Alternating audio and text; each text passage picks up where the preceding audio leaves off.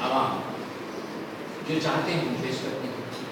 तो मैंने उससे पूछा तो नहीं, लेकिन ये की बात भी पूछा बात नहीं कि जिस तरह से सोशल इंजीनियरिंग होती है हमारे मुल्क में हुई 65 साल के दौरान, SC को ST को OBC को रिजर्वेशन देकर, माइनॉरिटीज़ को भी बहुत कुछ देकर, क्या टेस्ट इंजीनियरिंग भी कोई चीज़ हो सकती है? टेस्ट इंजीनियरिंग यस को बनाने की जिम्मेदारी हमने मेरे सब का बन जाए। टेस्ट इंजीनियरिंग या इंटरेस्ट इंजीनियरिंग का काम आप ही का नहीं है, बल्कि इंस्टीट्यूशंस का है। और आपको बुलाने के पीछे जो सबसे बड़ा पर्पस मेरा रहा है वो है इंडस्ट्री और इंस्टीट्यूशन इंटरफेस। आप इंस्टीट्यूशन में नहीं हैं, हम आपके यहाँ हैं, तो दोनों को जब इंटरफेस करके टेस्ट इंजीनियरिंग और इंटरेस्ट इंजीनियरिंग पर के लिए काम करना चाहिए। बिल्कुल, आप क्या सोचते हैं? You are absolutely right. देखिए, हम एक रुझान पैदा कर सकते हैं, मीडिया का काम ही है। हमें मायूस होने की ज़रूरत नहीं। और दूसरा, जो मीडिया इंडस्ट्री है, अगर हम इसको मुनाफे का जरिया बनाएंगे, हम सोचेंगे कि भाई अब आजकल दुख की बात यह है, जो टेलीविज़न चैनल्स हैं, जो मीडिया हाउसेस हैं, वो इंडस्ट्री से चला रहे हैं, डिफरेंट कॉर्पोरेट हाउसेस में। तो वो क्या है, उनका पर्सपेक्टिव थोड़ा बिजनेस का रहता है। जैसे ETV का एग्जाम्पल दूंगा मैं, रामोजी राव साहब, एक प्योर जर्नलिस्ट थे। वो हमेशा कहते थे भाई देखो, न्यूज़ के साथ हम कोई कंप्रोमाइज़ नहीं करते, जो खबर है वो आम आदमी से जुड़ी है, इसको हमें एक्टिंग करने की ज़रूरत नहीं है, इसको सेंसेशनलाइज करने की ज़रूरत है। भले ही हमें रेटिंग्स आए या ना आए, लेकिन आम आदमी सोचना चाहिए कि यार ये मेरा चैनल है, अगर मुझे कुछ ऑथेंटिक खबर सुननी है, ऑथेंटिक खबर देखनी है, तो उसके लिए मैं ETV पे आऊँ। वो क्रेडिबिलिटी हमने बनाई, लेकिन वो रेटिंग्स हमने नहीं किया जो बाकी लोग गिमिक्स दिखा के। और आप लोग भी जानते हैं, आप रात को कोई 9 बजे तक किसी चैनल पे शो देखते हो 1 घंटे का, हम सब उसको पसंद नहीं करते, बहुत शोर शराबा है, सब तो किसी को बोलने नहीं देता है कोई, लेकिन फिर भी हम देख रहे हैं ना, हम उसको गाली देखने के लिए देख रहे हैं, लेकिन फायदा तो उसको मिल रहा है ना। तो हमें भी डिसाइड करना पड़ेगा, और मीडिया की जिम्मेदारी है कि अगर हम कोई पॉजिटिव चीज़ें कर रहे हैं उसको ज़्यादा प्रमोट करना है, हमें मायूस नहीं होना। जैसे उन्होंने इंजीनियरिंग की बात की, टेस्ट इंजीनियरिंग भी हो सकती है। जैसे अभी मीडिया ने बैड टेस्ट इंजीनियरिंग की है, डिफरेंट चैनल, उन्होंने लोगों में बैड टेस्ट डाल दिया। लोग भी भाई, मेरे पास भी कई कॉर्पोरेट आते हैं, यार वो स्पा की बहुत अच्छी खबर चला रहे हैं, हमें भी चलानी चाहिए। मैंने कहा इसमें खबर क्या है, न्यूज़ क्या है इसको बताइए। कोई स्पा हैदराबाद में चल रहा है, कोई मसाज कर रहा है, कहीं से कोई जो है नए नए खुशबूदार उन्होंने तेल लाया है या पानी लाया है, गुलाब जल रखा है, फिर उसे मालिश कर रहे हैं, फिर आप दिखा रहे हैं कि नए ट्रेंड्स हो गए हैं, इससे आपको रिलीफ मिलता है। इसमें खबर कहाँ से? ये मीडिया बैड टेस्ट पैदा करता है, उसकी इंजीनियरिंग करता है।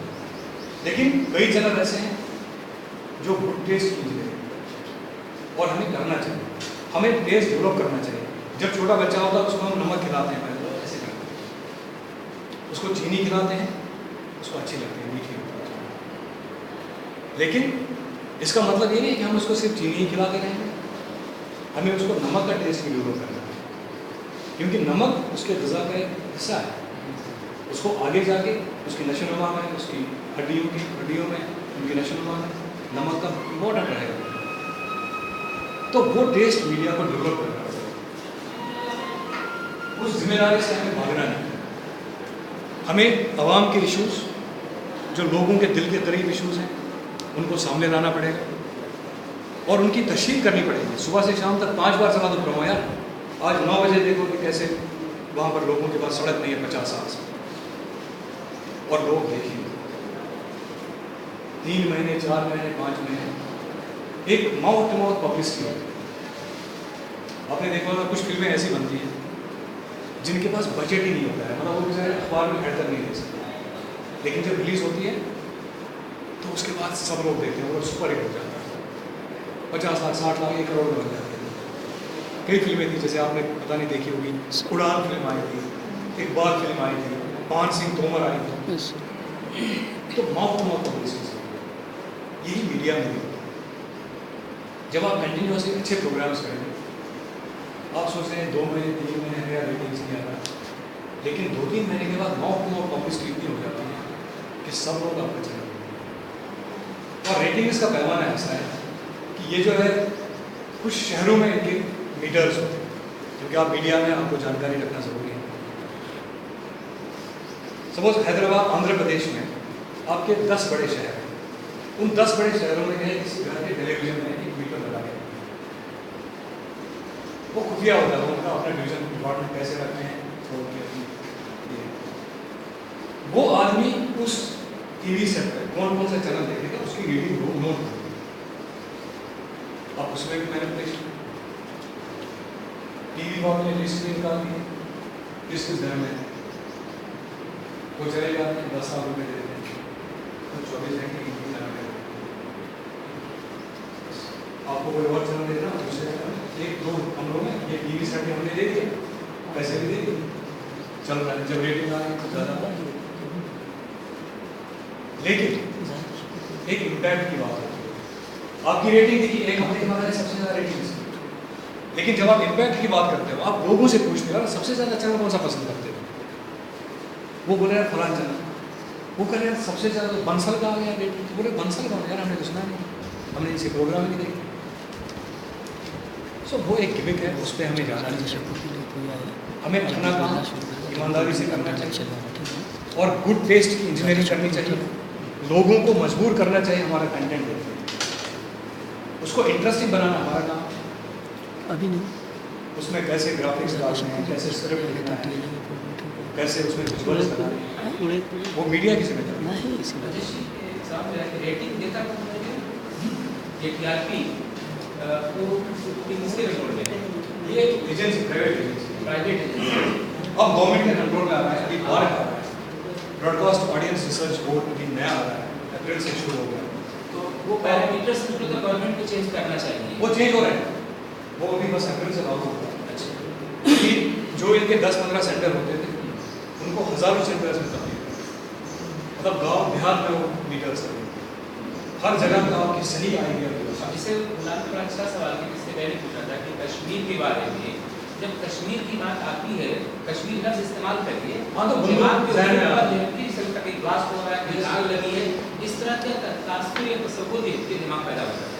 आप लोगों के चैनल ने बहुत अच्छा काम किया, शायद जो प्रोग्राम आता है कश्मीर से उठा एक दूसरा देखते एंगल, दूसरा जाविया देते हैं, तो रेटिंग की बुनियाद की ये होनी चाहिए ना कि वो तो गवर्नमेंट अगर अंडरटेकिंग में एक चीज़ आती है तो उसको लगता है पैरामीटर्स चेंज होंगे, पैरामीटर्स सब चेंज होंगे रेटिंग के, तो जाहिर सी बात है से इम्प्लीमेंट हो गया नया सिस्टम, तो उसको अभी देखेंगे, उसके रिपोर्ट्स अभी आएंगे नेक्स्ट मंथ, उसके बाद पता चलेगा। और जम्मू कश्मीर भी उसमें है, हालांकि अभी जो टाइम था जो अभी तक की एजेंसी थी उनका जम्मू कश्मीर और नॉर्थ ईस्ट में है, लेकिन जो नई एजेंसी है जिसका पूरी कंट्री में है मीटर्स, और इससे फ़ायदा मिलेगा।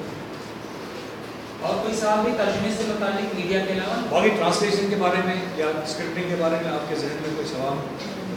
गूगल ट्रांसलेशन में तर्जुमे के काम को बहुत ही आसान कर दिया है, वो बहुत ही डिजास्टर्स है, अगर आप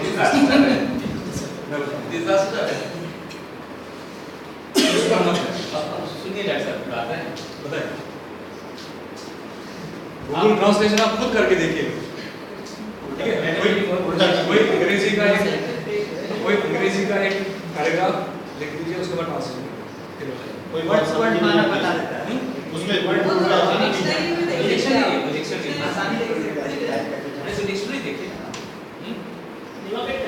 वो लाल सिंह को रेड लाइन लिखता है वहाँ से, किसी का नाम लाल सिंह हो, लाल सिंह का रेड लाइन ब्रांड है, तो वो पॉसिबल नहीं है मतलब इंडिया में। सर एक चीज़ जैसे आपने बताया कि बीबीसी के हवाला दिया और वहाँ पे कि पूरी न्यूज़ को वो लेते हैं और फिर उसके बाद अपने खास को बताई करते हैं, तो क्या वो तर्जुमा हो पाता है उसके बाद, या अपना मफहूम दे के वो अपने एक तरह से जो उनका चैनल है उस चैनल के मुताबिक उस न्यूज़ को चैनल के मुताबिक नहीं होता, उसको जो प्रिंट की कॉपी होती है उसको वो कन्वर्ट करते हैं टेलीविजन को। जैसे मैंने अभी बोला आपको, सपोज बहुत सारे अल्फाज होते हैं जो आम फहम नहीं, अगर वो प्रिंट कॉपी में है उसको निकाल कर उसमें आम फहम अल्फाज आते हैं। अगर उसमें कुछ क्लॉजेज हैं, लंबे सेंटेंसेस हैं, बीच में और क्योंकि वो है,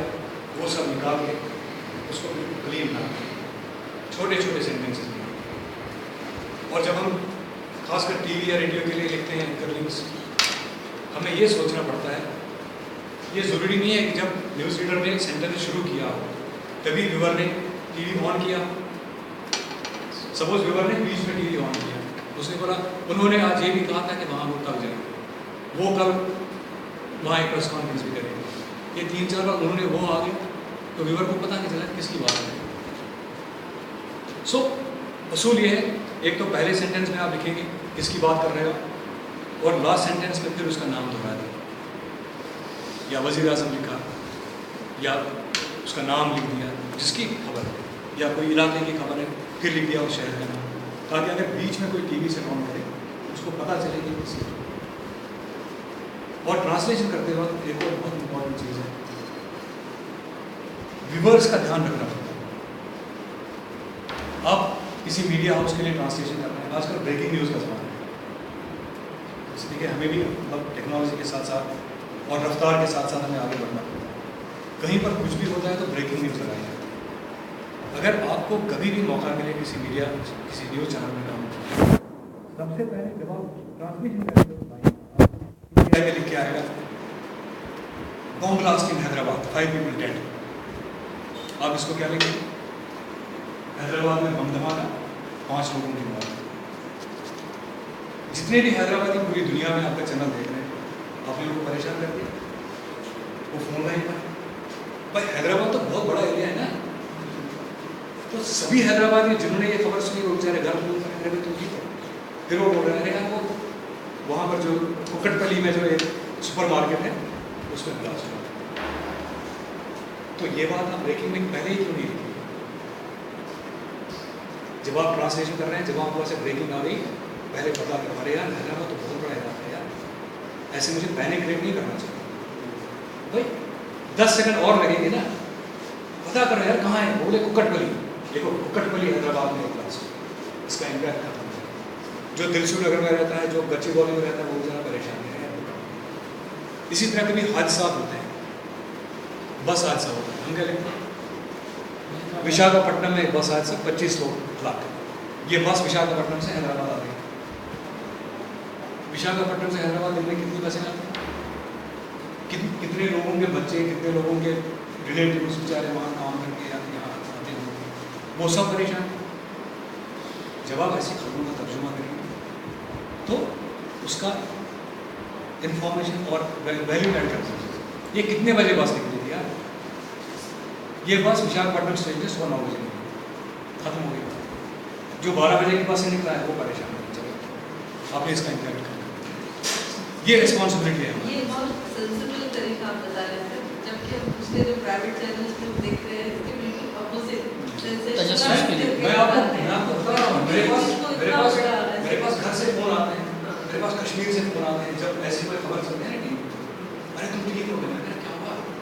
मेरा ऐसा नहीं हुआ है, वहाँ गिर गया है कुछ वहाँ पर पुल, वो तो 50 किलोमीटर दूर है। यही होता है सर, कश्मीर में हो जाए, कश्मीर में धमाका, हाँ सया जाने वाले होते वो नहीं जाते हैं, वो हुआ होता है किसी गाँव में। अभी देखिए रिसेंट बारिशें हुई थी, उसमें पैनिक क्रिएट किया मीडिया। अरे भाई अभी तो कुछ नहीं है। अच्छा जो टूरिस्ट बेचारे उनको परेशान, वापस कोई जा ही नहीं रहा है। ऐसा तो नहीं, एक चीज़ पूछ रहा हूँ मैं, जो आपने पैनिक कहा, मैडम ने कहा, मैंने महसूस करता हूँ, क्या ऐसा तो नहीं कि इंडियन सोसाइटी, इंडियन पॉलिटी जो है, पॉलिटिशियन खास से इतना जिनके नाम सेंसिटिव हो गए हैं, उनको इस तरह से दिखा ही के सेंसिटाइज किया जाने का तरीका हमारे बचा है। ये हमारी गैर जिम्मेदारी है। ये जो मीडिया में जो काम करते हैं उनकी गैर जिम्मेदारी है। वो क्या है, कटथ्रोट कॉम्पिटिशन की, मतलब ब्रेकिंग न्यूज़ सबसे पहले देने के चाहिए उसके बोर्ड में, वो सोच रहे हैं सबसे पहले एनडीटीवी ने दिखा है, उससे पहले मुझे देखा है, तो गलत समय देखा है। एक और आप देखिए, अक्सर आप देखेंगे टाइम्स ना हो गया, बाकी सहारा वहारा कहीं एक्सीडेंट हो रहे हैं, 25 लोग मर गए, फिर बाद में बोलते थे 5 ही मरे थे यार, 20 बेहोश थे। मतलब एक तरीके का पिछले दिनों किसी चैनल में डिस्कशन हो रहा था, उसमें बार बार ये बात आ रही थी कि आवाम को शामिल किया जाए, आवाम को शामिल किया जाए, यानी कुछ भी फैसला ले रही हो एग्जीक्यूटिव, जुडिशरी या इवन की लेजिस्लेचर, तो उसमें आवाम की शमूलियत होनी चाहिए। आपको मालूम हो गया अफजल गुरु को हैंग किया गया पब्लिक कॉन्शियस में। ये बड़ी पेकुलियर बात मुझको लगता है कि थोड़ी बहुत मैं पॉलिटिकल साइंस क्लास के लिए कायम रखता हूँ। पब्लिक को शामिल करके आप अनाकिनी कह रहे हैं। 2 एग्जाम्पल मैं दे रहा हूँ। एक अफजल गुरु का एग्जाम्पल है, दूसरे जबकि नागालैंड में जो हुआ उस आदमी की कोई गलती नहीं। वो आदमी के बांग्लादेश का नहीं था बल्कि वहीं का था, उसके भाई लोग जिनके आदमी वगैरह में भी है। और जो है मजे की बात यह है कि उसमें उसका कहीं से कोई कसूर नहीं था। पब्लिक को शामिल किया गया और पब्लिक ने देख के फैसला सुना गया। तो ये मीडिया चैनल्स जो पब्लिक की बात शमूलियत की बात वो गलत है। देखिए हम एक ऐसे देश में काम करते हैं जहाँ जुडिशरी पावरफुल है, राइट। यहाँ का कॉन्स्टिट्यूशन जो है बहुत स्ट्रांग है। भले ही सपोज कॉन्स्टिट्यूशन को चलाने वाले गलत हैं। अगर मैं कल मंत्री बन गया, मेरी कुछ आइडियोलॉजी अलग है, मैं अपने कॉन्स्टिट्यूशन का मिसयूज करता हूँ। We are a secular country. यहाँ हिंदुओं को भी उतना यहाँ का जितना मुसलमानों को, जितना ईसाई को, जितना ज्यूज को, हर एक ने कंट्रीब्यूट किया है इस कंट्री को, कंट्री के डेवलपमेंट। लेकिन इंडिविजुअल्स की गलती की वजह से कभी कभी गलतियाँ हो जाती हैं। उसके लिए हम कॉन्स्टिट्यूशन को जिम्मेदार नहीं ठहराते। और मीडिया को एक जो है जुडिशरी का रोल अदा नहीं करना चाहिए। हमारे जुडिशल सिस्टम में प्रोसेस है। हाँ देखिए, मीडिया को क्या करना है, पब्लिक के सामने एक इशू उठाना है। अगर हमें लग रहा है कि जो निर्भया का बलात्कार जो हुआ था दिल्ली, ठीक है, मीडिया की रिस्पॉन्सिबिलिटी ऐसे इश्यूज को उठाना, ताकि उससे क्या होता है, हरकत में आ जाती है पूरी चीज़। एडमिनिस्ट्रेशन वरना सो जाते हैं, सपोज कल कोई करप्शन में फंस जाएगा कोई नेता, अगर मीडिया उसको नहीं उठाएगा तो कभी वो सवाल है, वो कभी जेल नहीं जाएगा। तो हमें कंस्ट्रक्टिव रोल अदा करना पड़ेगा। हमें जुडिशियल सिस्टम जो हमारे सिस्टम है उनके खिलाफ जाके हम भड़काएंगे लोगों को भड़काने का काम हमें नहीं करना। लोगों को भड़काने का काम हमें नहीं करना। लेकिन सर लोगों में अवेयरनेस पैदा करने का काम करना है, भड़काने का काम नहीं। लेकिन सर ये मीडिया को जो रोला है, कल परसों यहाँ हमारे शहर हैदराबादी में 4 आदमी का इनकाउंटर किया और उसको सबों ने यही कहा, सबों के अल्फाज यही थे कि ये सही है। लेकिन आपने क्या उसके बारे में बताया? मैं आपसे पर्सनली सवाल करना है। देखिए, we have to report things. हम जज नहीं, जैसे आम लोगों ने जैसे हमने आम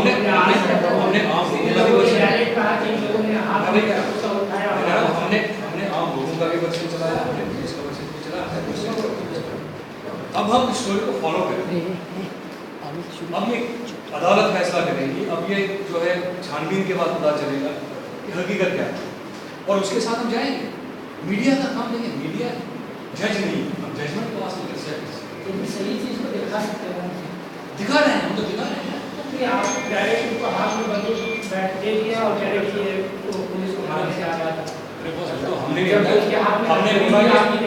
बोला पुलिस ऐसा क्लेम करती है, हमने कहाँ से बोला? नहीं सर, यही बात हमने देखिए, दिल्ली में एक लड़की का रेप केस होता है, पूरे हिंदुस्तान में दिखाया जाता है।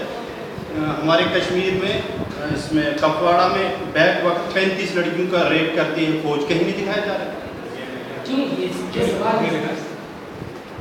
मैं अपनी बात एक चैनल से बहुत अपनी बात कर रहा हूँ। बहुत पहले की बात, अब जब ये चीज़ें सामने आती हैं कोई दिखाते थे, लेकिन बहुत पहले की बात है। इसी तरह और बहुत सारे ऐसे वाक़ात हैं जो वहाँ होते हैं, यहाँ हो जाएं तो ऊपर, वहाँ हो जाएं तो नहीं, फिर कहाँ एक रोल रहा है। वो देखिए, वो मीडिया हाउस जिम्मेदार है उस चीज़ के लिए। ऐसा पार्शियलिटी नहीं होनी चाहिए। We have to be unbiased. जो खबर है वो सपोज कल नागालैंड में होगा, कल केरला में होगा, हमें उसको इक्वल इंटरेस्ट के साथ दिखाएंगे। अब सिर्फ प्रॉब्लम क्या है, जो हमारे नेशनल चैनल है, सो कॉल्ड नेशनल चैनल्स, वो दिल्ली सेंट्रिक हैं। वो सब दिल्ली से काम करते हैं, नोएडा से काम करते हैं। अगर उनको दिल्ली के आसपास कोई ऐसी बड़ी खबर मिलती है, उनको लगता है कि वही बड़ी खबर है, वरना उससे बड़ी बड़ी खबरें जो है सपोज नॉर्थ ईस्ट में होती है, यहाँ साउथ में होती है, लेकिन उन पर उनका ध्यान जाता है क्योंकि उनका बेस यहाँ पर नहीं है। वहाँ अगर किसी अपार्टमेंट में कोई बुजुर्ग की का मर्डर होता है वो आप देखेंगे दिन भर चलते हैं। यहाँ कितने ऐसे केसेस आते हैं उनको कोई पूछता ही नहीं, क्योंकि they are daily centric channels, उनकी व्यूवरशिप उनके आसपास के इलाकों तक महदूद है और वो खुद को नेशनल चैनल बताते हैं। सर अभी नेशनल चैनल यहाँ पर इंटरनेशनल सेमिनार हुआ था जर्नलिज्म, तो उसमें गिब्सन देसाई साहब उन्होंने भी में कहा था कि सदुद्दीन अगर पार्लियामेंट में सीरियस इश्यूज पर बात करते हैं, जैसे लैंड एक्विजिशन के ऊपर, उन्होंने बहुत वेल प्रिपेयर्ड कवरेज किया था, लेकिन उसको मीडिया में कोई कवरेज नहीं किया गया। लेकिन उसके बाद अगर कोई मुस्लिम इश्यूज से कहने आते हैं तो फॉर इसको जो है कंट्रोवर्शियल बना कर पेश किया जाता है। तो ये स्टीरियोटाइप जो वो सलमान का होता है कवरेज कैसे क्यों? देखिए मैं अपनी बात कहूँगा, मुझे लग रहा है कि हमारे यहाँ तो ऐसा नहीं है, लेकिन इसके लिए जो रेमेडी मैं बता सकता हूँ, जो इसका सोल्यूशन हो सकता है, मीडिया में ज़्यादा से ज़्यादा हमारे बच्चों की पार्टिसिपेशन, उसमें हमारा इन्वॉल्वमेंट जो अभी कम दिख रहा है। अगर जितनी कम्युनिटीज़ के सपोज आप देखेंगे क्रिश्चियन की खबर आप कभी देखते नहीं हो किसी चैनल, क्योंकि उनका कोई रिप्रेजेंटेटिव बहुत कम मीडिया में है ही। तो अपनी रिप्रेजेंटेशन को थोड़ा स्ट्रॉन्ग करना पड़ेगा अपनी मीडिया, तभी ये जो है दूर हो सकता है। अगर कुछ इस तरह की बात है आपने भी सुना होगा तो इस तरह, लेकिन एक साल ये भी हकीकत है कि हिंदुस्तानी मुसलमान के लिए जो उनके इश्यूज जितने भी हाईलाइट किए वो नॉन मुस्लिम्स ने किए, हाँ वो तो एक्सेप्टेबल, चाहे पार्लियामेंट हो, चाहे आउट ऑफ पार्लियामेंट हो, चाहे जुडिशरी हो, चाहे एडमिनिस्ट्रेशन हो। कोई शक नहीं। बात में इस मुल्क की अक्सरियत जो है सार्वजनिक है, मेजॉरिटी शायद बहुत अच्छा है, थोड़े से लोग हैं जो खराब मैं नहीं कह रहा हूँ, इंडिविजुअल्स होते हैं ऐसे। ये एक देखा होगा हिंदू मुसलसल थे प्रवीण गोस्वामी, तो कश्मीर के इशू पर और मिलिटेंट्स के इशू पर कंटिन्यू लिखा करते थे, और हमेशा उनका जो आर्टिकल होता था based on the inputs given by intelligence. अब इंटेलिजेंस के जो इनपुट्स हैं वो किस हद तक सही हैं, उसको काउंटर चेक किसने किया, कैसे उसको टोटल या मान लें, उसको स्टोरी तैयार कर रहे हैं, और जो पढ़ने वाली बड़ी व्यूअरशिप और रीडरशिप है हिंदू की सबके जहन खराब कर रहे हैं। सही बात। वो गलत है, वो गलत है। मैं भी एक सेमिनार में गया था, तो वहाँ अनफॉर्चुनेटली जब ये सेमिनार था तो मुझे भी यहाँ उसमें शिरकत करनी थी, लेकिन हमारा कन्नड़ा चैनल लॉन्च उसी दिन था। तो मैं एक सेमिनार में इससे पहले गया था, वहाँ किसी ने कश्मीर के बारे में एक आर्टिकल लिखा था। उसने लिखा था कि कश्मीरी जो है वो भेड़ बकरियाँ पालने वाली कौम थी, जो अब जो है तरक्की के रास्ते पर जो काम कर रही है। तो आई स्ट्रांगली ऑब्जेक्टेड। मैंने कहा ये आप वो किसने बोला वो भेड़ बकरियाँ वहाँ पालते थे कश्मीर? बोला नहीं, मतलब मैंने कहा आप कभी कश्मीर गए हैं? बोला नहीं, कश्मीर में कभी नहीं गए। मैंने कहा जब आप कभी कश्मीर गए नहीं तो आपने कश्मीर के बारे में आर्टिकल कैसे लिखा है? तो वही बात है, आप अगर किसी सोर्सेज से, सपोज मैं हैदराबाद कभी आया ही नहीं हूँ, मैं आंध्र प्रदेश के कल्चर से वाकिफ ही नहीं हूँ, और मैं आंध्र प्रदेश के बारे में आर्टिकल अखबार में छाप रहा हूँ। आज देखिए कई एक्सपर्ट्स आप देख रहे हैं, सॉरी में मर्ली रामपुर की रिपोर्ट है इसी इनकाउंटर के बारे में, वो सारी रिपोर्ट जो है इंटेलिजेंस के इनपुट्स पर।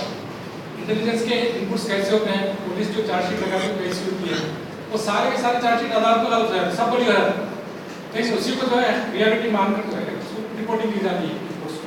तो जो रिपोर्टर होता है, जो देखिए गलती कॉरेस्पॉन्डेंट की नहीं, गलती उस चैनल के पॉलिसी मेकर्स, उस अखबार के पॉलिसी मेकर्स, कि वो कैसे इस चीज़ को एंटरटेन करें। हमारे पास भी कई खबरें आती हैं, हम ऐसा नहीं चलाते। मैं सबसे पहले रिपोर्टर को बोलता हूँ, कोई कुपवाड़ा से कोई खबर आएगी, PTI में आएगी, किसी और सोर्स से आएगी, हम कभी एज इट इज़ नहीं चलाते। मैं अपने रिपोर्टर को बोलता चला पहले जाके देखो वहाँ स्पॉट क्या सिचुएशन है, क्योंकि ग्राउंड लेवल पे क्या हो रहा है किसको पता है। अब ये एजेंसी रिपोर्ट किसने दी, किन सर्कमस्टेंसेस में दी है, we should not trust on that. लेकिन सर मीडिया में जानकारी होती है, इस एंगल से होती है कि हमारे यहाँ, मैं कश्मीर के हवाले से बात करूँगा, वहाँ अगर मिलिटेंट्स के हवाले से कुछ भी बात होती है वो आ जाती है, लेकिन फौज के हवाले से और ये पुलिस के वो कहीं नहीं दिखा जाए। दिखाते हैं, बहुत कम दिखाते हैं, हो सकता है बहुत कम दिखाते हैं, लेकिन हम दिखाते हैं, हम हर चीज़ दिखाते हैं। और कोई सवाल किसी तरफ से तर्जुमे के ताल्लुक से बिल्कुल सोच देखिए 4 या 500 अल्फाज हैं उर्दू के, जो रोज़ हम खबरों में इस्तेमाल करते हैं उनको एक बार दिमाग में रखना है बस। और ट्रांसलेशन ऐसा करना है जो यूनिवर्सली एक्सेप्टेड हो। हाँ, कभी कभी आपका कंपल्सन है, आप हैदराबाद में काम करेंगे, हैदराबादी अखबार के थ्रू, तो आपको यहाँ की भाषा लिखनी पड़ेगी, आपको यहाँ की ज़बान लिखनी पड़ेगी। भले ही आप उत्तर प्रदेश के रहने वाले हो, आप उत्तर प्रदेश के रहने वाले हो और यहाँ मुंसिफ अखबार के लिए काम करते हैं, आप उत्तर प्रदेश की ज़बान नहीं लिख सकते, आपको यहाँ की ज़बान अडॉप्ट करनी पड़ेगी। भाई यहाँ कौन कौन से अल्फाज हैं जो लिखे जाते हैं, वहाँ एक लिस्ट होगी उनके पास ग्रामर, वो भी उसको स्टडी करना। हैदराबाद का आदमी कोई नॉर्थ इंडियन चैनल के लिए काम करेगा, अखबार के लिए काम करेगा, उसको वो ग्रोसरी लेना पड़ेगा। भाई ये अल्फाज जो है, ये 10 अल्फाज नॉर्थ इंडियन यूज़ नहीं करते, तो आपको वो यूज़ नहीं करना। तो एडॉप्टेबिलिटी होनी चाहिए जर्नलिज्म में। अपनी चीज़ ट्रस्ट नहीं करनी है उसको, जो यूजेज है वो करना। जैसे मिसाल के तौर पर हैदराबाद में कहते हैं आज बर्फी सरबराही नहीं होगी। हाँ, बर्फी सरबराही, देखिए मतलब आप सोचिए सरबराही हम किसी और चीज़ को लिखते हैं। अरे मैं यही कह रहा हूँ, आज जब आप उसको बताइए आज बर्फी सरबराही नहीं होगी, आप उसको बताइए कि आप क्या तर्जुमा करेंगे अपने व्यूअर्स के लिए। बताइए अगर नॉर्थ में कोई ऐसा हमारे पास भी जो है ऐसा होता है, हम सब लिखते हैं कि आज जो है बिजली की सप्लाई बंद रहेगी या बिजली गुल रहेगी या जो भी कहेंगे, जब सेंटेंस पढ़ता था कभी बर्फी सब जो है कि सरबराही जो है नहीं है, तो सोच रहे सरबराही क्या है और बर्फी क्या है। चलो बर्फी तो फिर भी समझ आ रहा है, सरबराही के मानी, लेकिन सरबराही तो इसके साथ कैसे आ गया? ये यूजेज है। देखिए साउथ में यूजेज है, यहाँ सही है, लेकिन नॉर्थ में इसका यूजेज नहीं है, वहाँ गलत। अब उर्दू चैनल चूंकि पैन इंडिया देखा जाता है, इसलिए हमने ऐसे अल्फाज को अडॉप्ट किया है जो यहाँ भी लोग एक्सेप्ट करेंगे, जो वहाँ भी लोग एक्सेप्ट करेंगे। आप लिखेंगे कि गरकाब लिखेंगे, ठीक है, गरकाब होता है ना, गरकाब किसको बोलते हैं? डूब। देखिए डूब जाना सभी को समझ आएगा, गरकाब एक तो बोलना भी मुश्किल है और फिर समझना भी मुश्किल है। खाती लिखते हैं यहाँ ज़्यादा, खाती अच्छा लगता है, लेकिन कभी कभी जब एंकर पढ़ता है तो हाथी लगता है। एक बार मेरे सामने 2 गेस्ट बैठे थे, वहाँ एक 4 खातियों को गिरता है, हाथी को जाना नहीं गिरता है, मैंने कहा हाथी नहीं यार खाती, बोला खाती क्या होता है? तो अगर हमें इसका अल्टरनेट हमारे पास है, हम क्यों नहीं यूज़ करें इसको मास मीडिया में? जैसे मैंने सरकार की एग्जाम में आपको भाई चोरी लिखने से क्या उर्दू ज़बान का मयार कम हो जाएगा? उससे तो और ज़बान वसी होगी, लेकिन जब हम सरकार लिखेंगे तो वो सुधर जाएगा, वो सिर्फ 4 लोगों तक महत्व रहेगा। अच्छा इजाफतों के ताल्लुक से क्या है? पास में एक अंग्रेजी में ऐसा होता है इंक्वायरी ऑफ प्रूफ की मांग है, लेकिन वो इस्तेमाल करते हैं सीएम ऑर्डर सीएम जो सेट इंक्वायरी नहीं, इंक्वायरी हम पाए प्रूफ उससे ज़्यादा ऊंचा ऐसा नहीं, दोनों यूजेज में दोनों देखिए, कोई भी ज़्यादातर प्रूफ दिखते हैं। वो बेसिकली इंग्लैंड और यूएस का सिस्टम, वो उनका बाइफर्केशन आपस में। हम चूँकि ज़्यादा क्लोज इंग्लैंड के साथ रहे हैं, हमारे काफ़ी जो है यहाँ पर हुकूमत की है, तो हम उस अंग्रेज़ी को ज़्यादा यूएस की अंग्रेज़ी में ज़्यादा एक्सेप्ट नहीं। लेकिन अंग्रेज़ी चूँकि अलग मौजूद है, अलग ज़बान है, तो उर्दू में जो डाइवर्सिटीज़ है, लेकिन अच्छा किसी तरह से जैसे आपके चैनल है उसका सलाम है, दूसरा वाला हिंदी उर्दू भी है, इन तमाम की ज़बानों को आप देखते हैं तो एक ही वाक़े के लिए 3-4 चैनल 3-4 ज़बानों का इस्तेमाल करें। वैसे से NDTV की ज़बान, CNN IBN की, हेडलाइंस की, इन तीनों की ज़बान पर फर्क है। अखबारों में हिंदू पढ़ गया, बहुत आसान, इंडियन एक्सप्रेस और आसान है, तो वहाँ भी वैराइटीज हैं, ज़बान के अंतर ज़बान का मामला है। लेकिन आसान ज़बान, आम फहम ज़बान का इस्तेमाल करना चाहिए जितना मुमकिन हो। और दूसरा पॉइंट इसमें मेरा, अगर हम उर्दू को प्रमोट कर रहे हैं तो उर्दू के अल्फाज को इस्तेमाल करना चाहिए। अंग्रेज़ी को मुसलत होने नहीं देना है अपने ज़बान पर, हावी नहीं होने देना है अपने ज़बान पर। आजकल वही हो रहा है, हम इस चीज़ को एनकरेज नहीं करते। उर्दू ज़बान की उर्दू ज़बान, हाँ जहाँ आपका देखिए कंप्यूटर है, है नहीं हमारे पास लफ्ज़। हिंदी वालों ने लफ्ज़ निकाला है लेकिन किसी को समझ नहीं आता। ठीक है, अब वो ट्रेन रेलगाड़ी हमारे पास लफ्ज़, ठीक है, वो उसको लोग बदनाम नहीं बोलेंगे, इसको समझ आएगा। टाई पहनना है, टाई पहन के दोनों गए, अब उसको कंठ लंगोट बोलो, इसको समझ आएगा। हाँ, कुछ मजबूरियाँ हैं। हाँ, सवाल कॉमन सेंस है। मतलब ये सवाल सवाल तो सारे सर आ गए हैं और आपने जो जानना किया जुमला के हवाले से, तो मैं इस चीज़ को आप तक पहुँचाऊँगा इसलिए ताकि आप इसको रोक देंगे कि हमारे डिपार्टमेंट में शोबे में हाई एजुकेशन के सतह पर जुमले और जुमले की नियुक्ति की जाती है। और कभी हो सकता है ऐसा भी हो, अगर यहाँ शोबे से बच्चे जाएँ जरूर आप उनका अपार्टमेंट करें, लेकिन ये पूछते होंगे तो आप डिस्टेंस एजुकेशन से आ रहे हैं कि मान लो रेगुलर पढ़ के आए हैं। हो सकता है राजेश एक चीज बताना चाहूँगा, बहुत अच्छी निशानी है। कल भी शाम, परसों शाम को गाँव प्रेजेंटेशन हो रहा है, कल एमफिल का प्रेजेंटेशन होना था, तो यकीन मानिए 3-4 घंटे का तो मैंने सर्व किया, कामा, पुलिसा, colon, semicolon, bracket, squarish, oval, इन तमाम के इस्तेमाल किए। तो हमारे शोबे में अल्लाह का शुक्र है, इसी का मिलकर के हम लोग मिलकर करेक्शन करते हैं, और लिए में भी लय नहीं करते, लिए करते हैं। तो बहुत सारी तस्वीरें जो गलतियाँ हैं, उन तमाम के इस्तेमाल हम लोग कर रहे हैं। और जब आप कोई फिगर लिखेंगे, डिजिट्स लिखेंगे, सपोज 1000, लाख, करोड़ लिखना है, वो अलग अलग लिखना चाहिए। तर्जुमा जब आप उसका करेंगे, आप लिखे 10,500 करोड़ खर्च लिखेंगे, तो वो बहुत इंपॉर्टेंट। कभी कभी क्या होता है, न्यूज़ रीडर बेचारा वो कैसे पढ़ेगा? आप ऐसा लिखोगे, ठीक है,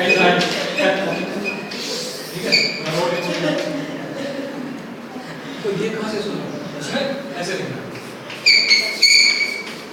10,500 रुपये, ये आसान है पढ़ने में, क्योंकि उसको अचानक सामने आएगा, वो पढ़ नहीं पाएगा, वो थोड़ा वहाँ कायदा से लिखने लगेगा। मैं एक जोक सुना दूँ, जब मैं न्यूज़ पढ़ रहा था, तमीज़ुद्दीन साहब ने ऐसे ही तर्जुमा किया था, जिस आपने कैसे नहीं इसके बारे में, तो मैं वहाँ पर थोड़ा रुका। तमीज़ुद्दीन साहब कहते हैं आप यहाँ पर रुके क्यों? मैंने कहा मैं 0 गिन रहा था। और वो पहले जब बुलेटिन पढ़ते थे वो कहते थे अब आप तमीज़ से पढ़ने से सर तो तुम्हारे बुलेटिन में बाकी सब बदतमीजी से मैं उसको बदतमीजी कहता था। हाँ, मेरा ख्याल है कि जुमा है सर। जी कोई और अमान से चाहूँगा कि आपको शुक्रिया की रस्म अदा करें। चलिए बहुत बहुत शुक्रिया, आप लोगों ने अच्छी लगी। ये ऐसा सब्जेक्ट है इसमें सर डिस्कस करेंगे आज की टॉपिक जनाब राजेश साहब ने उर्दू मीडिया के तर्जुमे की मांग